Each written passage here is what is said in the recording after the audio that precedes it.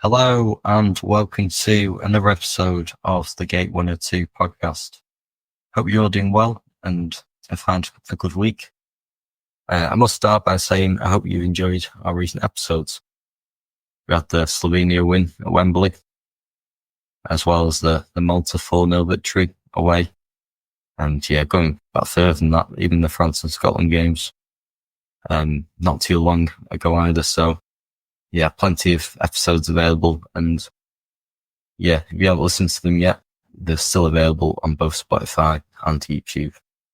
So today, I'll be talking about England's final qualification game towards the World Cup. England versus Lithuania away back in October 2017. Now, to be honest, this game had no bearing as England had already qualified and topped the group. So this was the perfect opportunity for Southgate to experiment with some players. And you'll see that now when I read out the starting lineup. So 7 changes from the win against Slovenia. Jack Butland started in goal for the very first time under Southgate. It was then a back 3 or a back 5. Kieran Trippier made yet another start at right wing back with Aaron Cresswell. Yes, Aaron Cresswell at left wing back. I bet some of you forgot he even played for England. It was then a back 3 of Michael Keane, John Stones, and a debut for Harry Maguire. Obviously, Maguire's a player who went on to be a stalwart for his country. And was given the start after being in good form for Leicester.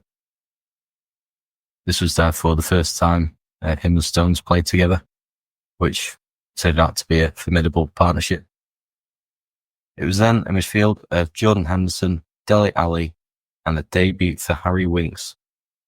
I thought it was a good decision having Winks and Alli play alongside each other, as they did it for Tottenham week in, week out. So, I thought that was sensible. And to finish off, it was a front 2 of Harry Kane and Marcus Rashford. If I'm honest, it was always going to be a tough night. It was a plastic pitch, 3G or 4G. I don't know the difference, but it's a plastic pitch, which is never ideal. It was also heavily raining, and the stadium wasn't that big. The atmosphere wasn't great, so it was always going to be tough. And certainly wasn't going to be a walkover like some would expect.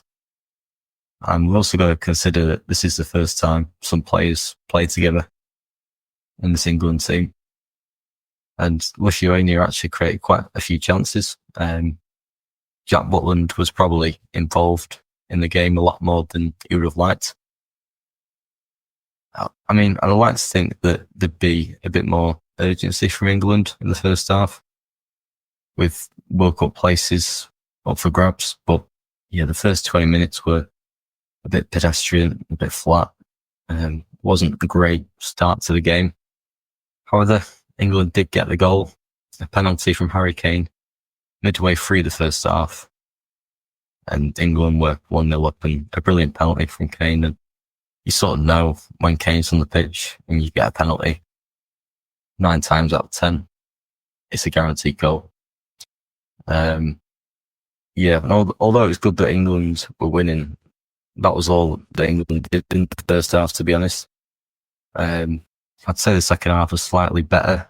England did have chances, create a few more better opportunities.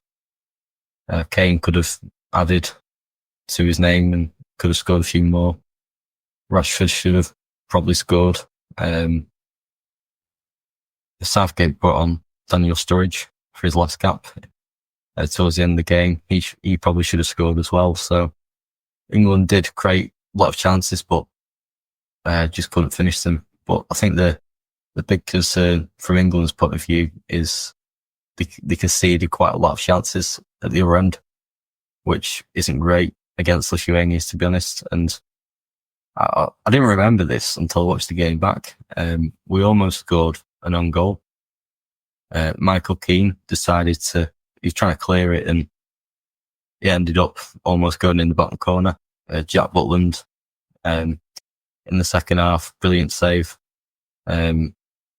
Sort of parrying it away, but it would have been so embarrassing to equalise, and it would have been one of the worst own goals I've ever seen watching England if it went in.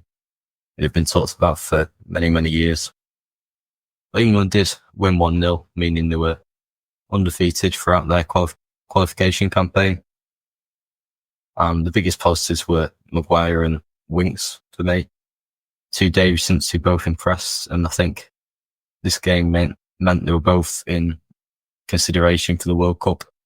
Obviously, Maguire went and Harry Winks just missed out, but yeah, both really good performances and definitely the highlight of the game. And Southgate and England should definitely be proud of themselves on ending the group with 8 wins and 2 draws from 10 games. But although the stats are impressive, the actual performances were a little bit flat and a little bit slow. However, the job was done. And I repeat my favourite saying, you can only beat what's in front of you. And that's what England did. And I must also mention that England fans got given free ponchos before the game because the weather was that bad. Really hammering it down. I was thinking, is that the only England game that they're giving out ponchos? But I might be wrong, but someone will have to let me know if they've ever done that before outside of this game. Giving out free ponchos, so an interesting one. But that's my brief overview from the Lithuania game complete.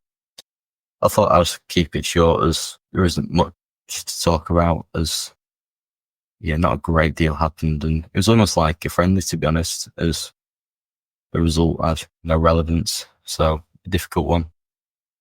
A reminder that you can follow us on social media, so Twitter, Facebook and Instagram, so give us a follow, and there's lots of exciting bonus content coming out there, especially with Christmas coming up.